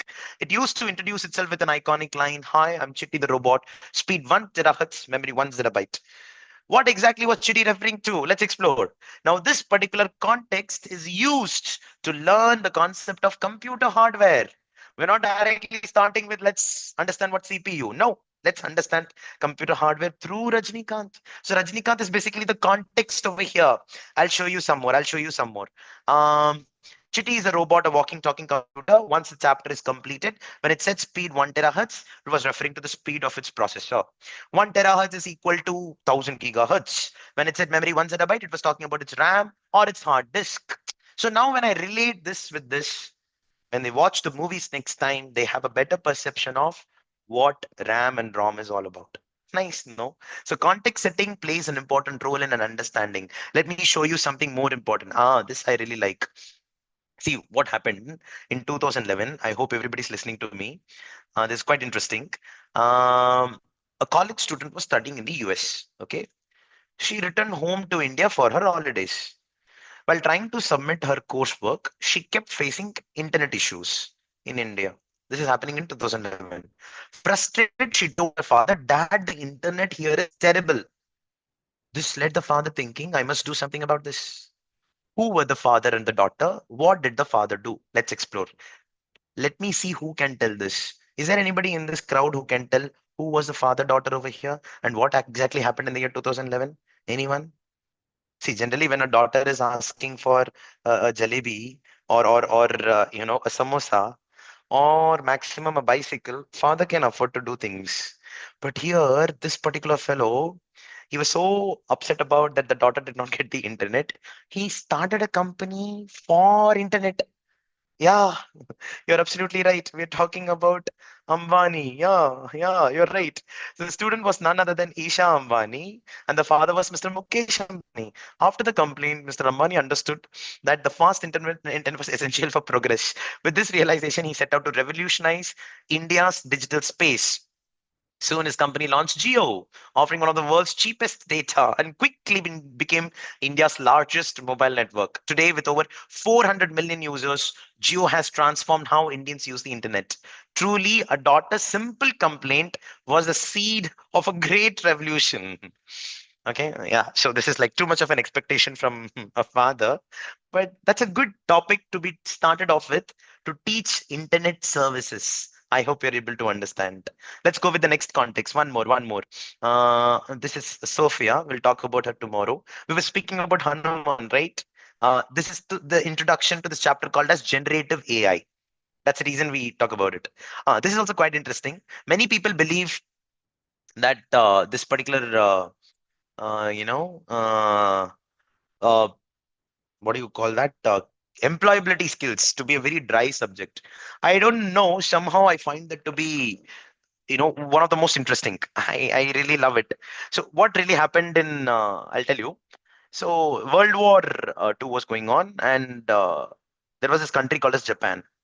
Did you know what is Mokusatsu? That's what we're going to get into. So Japan attacked Pearl Harbor. Okay, America's Pearl Harbor. The moment Pearl Harbor was attacked, America was like, "See, this is a tiny country, and we can easily, defeat them. Why are they coming and creating? It's just like an insect coming and biting, and you like snap, something like that." Yeah. So they told Japan that, say, be careful. You're not supposed to do this. Uh, be careful about it. So I'm expecting a reply and on how seriously you're taking my warning. This was the letter by America. Japan replied with a word called as mokusatsu. So Japan said that mokusatsu, which means that I will think about it. I will think about it. Immediately, America like bombed Hiroshima and Nagasaki with a nuclear weapon. Why? Because even though Japan said that I will think about it, the word mokusatsu has got another meaning, which means that I don't care. And the moment America saw that, they took that particular meaning, saying that I don't care, and Hiroshima, Nagasaki got attacked just because somebody did not know Japanese. I mean, the effect of nuclear weapon of Hiroshima, the big boy and the fat bull, right? It's still there. People are still suffering. The radioactivity is still there. Look at this. So mokusatsu is a Japanese word that can mean to ignore, disregard, or to treat with silent contempt. Its ambiguous nature is infamous for a mistranslation during World War II when the Japanese government's use of the term in response to the Potsdam Declaration was interpreted by the Allied forces as outright dismissal, leading to the decision to drop the atomic bomb on Hiroshima. This is an example for the chapter of communication skills and employability skills. Employability skills is a beautiful subject. If anybody knows how to teach it with context setting, connect to real life concept exploration, trust me, you will enjoy teaching this. But for this, you need a wide amount of knowledge to have. Interestingly, this is a topic probably from social science getting connected to computer science. Nice, no? I'll go with the one or two more. I really like them, so I'll show that to you. This one is like AI domains, project cycle, and ethics. So context setting, what really happened is there was a company in 2024 called as Neuralink. Neuralink is by this particular person called as Elon Musk. So they came up with this thought process that the person who is differently abled or physically challenged, they can think. If they think, the cursor on the computer will move. Has it ever happened to you? It's like Mukta ma'am or Preeti ma'am or Meenakshi is thinking. They're just looking at the computer. They're like, the mouse has to go from the start button to the cross button. It needs to go to the shutdown, get out of this meeting and go to home. Something like that. You think and the mouse cursor moves. No, that's not possible, right? No, it's possible. It's called as Neuralink, and it's an amazing organization. So, what exactly? So, how does telepathy work? Could it have risk? What challenges does it face? Let's explore. This could be the topic or context to learn the topic of AI domains, project cycle, and ethics. Nice, no? So context setting can be a game changer for the teachers out there to convey the message of computer science in a detailed manner. We'll be talking about this in a little more detail in further session tomorrow, teachers. There are a lot other examples which I don't want to continue further so that you don't get irritated and so I would like to put the KYC form and the attendance form both put together on the chat right away right now. I would also like to tell you, the teachers, if you're there in the face of computer science curriculum selection, I would very strongly recommend you to look into the super teachers curriculum. Some of those chapters I have literally written with the way that I speak, and I'm very sure you will love it. You will love it. If at all there is one person in this country literally raising the flag for computer science education, it would be definitely, I might be one of them for sure. Super Teacher as an organization will be there for sure. So we have taken this subject so seriously. We know that we cannot make big money out of computer science, at least in the school education, but I'm not greedy from financial perspectives. I like talking and I just want to talk to people. And luckily it's accepted to a very large extent. And that's why we have something called as Super Sunday Workshop. So anybody who's interested, they can participate there as well. CSGEMS is one of them. So I would like to request you to please look into the computer science curriculum before selecting. It's just a little bit of sales and marketing that I'm allowed to do in this session. Think about it, contact me. My phone number will be there on the chat. And if there is anybody out there with any concerns or queries with related to CSGEMS, kindly contact me. I shall be able to answer you directly. And the number that I'm sharing with you, treat it confidential. It's there on the website as well. Yeah. Muthukumari ma'am, the certificate will be sent to you via email. Yes. And once you give the address, it will be delivered to you. That's it from my side, teachers, for the first day of CSGEM's program, Computer Science Global Education Mastery Series. I would like to meet you again on the second day tomorrow at 5 o'clock sharp and start the next aspect of some part of pedagogy and then assessment and technology. More information yet to come. I would like to request you to please look at the content, the way it is delivered, and try to apply that in your classes tomorrow itself. Yeah, it's very easy. And you will be receiving the complete study material over here, which will cover almost all the concepts. So it'll be quite easy for you to implement across. If anybody out there would like to share this information of CSGEMS to another set of teachers, please do share. Let them participate. Probably on a special permission over an email, we can ask them to go through the YouTube video and still get the certificate, if at all anybody's interested. Shall we close right now? Thank you so much, teachers. Great interacting with one and all. I would like to see you again tomorrow at 5 o'clock with CSGEM's second day. Bye, everyone. Thank you so much, Santosh Kumari ma'am. Thank you so much. Shridevi ma'am, thank you so much for being an active participant. Good night. Thank you. Thank you. Shruti ma'am, thank you so much. Swati ma'am, good to see you. Thank you. Preeti ma'am, Priyanka ma'am, Gauri Lakshmi ma'am, good to see you over here. Thank you so much. Sandeep sir, Rashi ma'am, thank you. Sneha ma'am, Divya ma'am, thank you so much. Shiva Prasad ma'am, you're very active. Thank you. Thank you very much for that. Motivates a lot. Great. Lakshmi ma'am, always good to see you. Thank you so much. I have an update for you. I still didn't call you. I'll let you know. Sarita ma'am, Meenakshi ma'am, Amit ma'am, Amit sir, sorry. Thank you. Thank you so much. Utukumari ma'am, thank you. Shweta ma'am, thank you. Narmada ma'am, thank you so much. Upesh sir, thank you. Thank you, Yasmin ma'am. Contact the respective team members for knowing about the computer science curriculum at Super Teacher. Usha ma'am, thank you so much. Sony ma'am, is that your name? Thank you so much for joining, Sony. Yeah, that's Sharmani ma'am. Thank you. Usha, Nayana, Nikhil sir, thank you so much. Sivashelvi, what a name. Thank you so much. Parents back in those days did beautiful R&D before writing the name. Nah, see, Somehow, these days names, including myself, and I keep names for the children. Somehow it is very easy. I don't know. I really like, the efforts that goes behind. My father kept my name as Vasudevan, so that his name is Natarajan. So Vasudevan Natarajan means it's like basically this Vishnu and Shiva joining together. It's very rare. So this guy can be really calm, really relaxed, and also get super angry. No, that's what he thought probably, but that has got nothing to. I don't get angry at all. Very rare. So yeah, Santosh Kumari, see Priyanka, Ashwini, Ankita. Thank you, Harish sir. Karpagavali, great. Thank you so much. Sana ma'am, thank you. Rosaline ma'am, thank you so much. Great. Shomonita ma'am, thank you so much. Good to see you. Arnab sir, thank you. Neeta ma'am, thank you. Chaitra ma'am, Bhaskaran sir, thank you. Junaida ma'am, thank you. Oh, Monica ma'am, thank you so much. It really means a lot. Yeah, making the day in the end of the days. Thank you so much. It's a blessing. Thank you. Thank you, Junaida ma'am. Samadarshini Jana, thank you so much. Shiva Shankari ma'am, thank you so much. Shiva Selvi, no Shiva Shankari. Hmm. Swati ma'am, thank you so much. Yashwani, thank you. Thank you so much. Fatima ma'am, Fatim, thank you so much.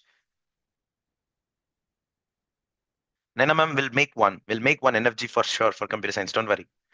It's very dynamic in nature, no, right now. So that's why they didn't make it yet. But also the fact that NFG for computer science cannot be made because it's part of all the subjects. So yeah. Uh, Most probably Ashwini ma'am. We have not got the permission yet. Tomorrow that these two videos will be removed. It will not be there on YouTube. It is just for live session right now. So today and tomorrow it might be available. Most probably tomorrow it will not be there. Yeah. This content is not for open community right now. It's at a very nascent stage. Is that so, Santosh Kumari ma'am? Thank you. Thank you so much. I never concentrated on that much. Great, Abhilasha ma'am. Good to see you. Thank you, Shiva Prasad Tripathi.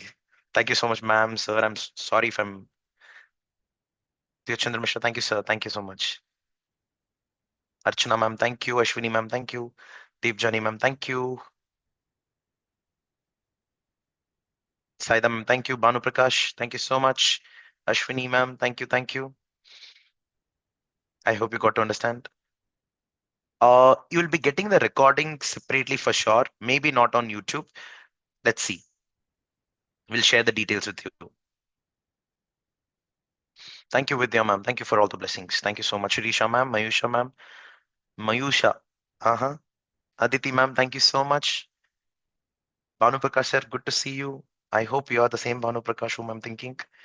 Sheikh Mohammed Tabish, thank you so much, sir. Archana ma'am, thank you. You will get the certificate delivered to your email ID. Ramani ma'am, Alia ma'am, Payal ma'am, thank you. Thank you so much. Let's close on the session, teachers. Good to interact with one and all. Tomorrow, the unmute option will be available so that we can have interaction. Yeah? Sure. Bye, everyone. We'll close for today. We'll see you tomorrow at 5.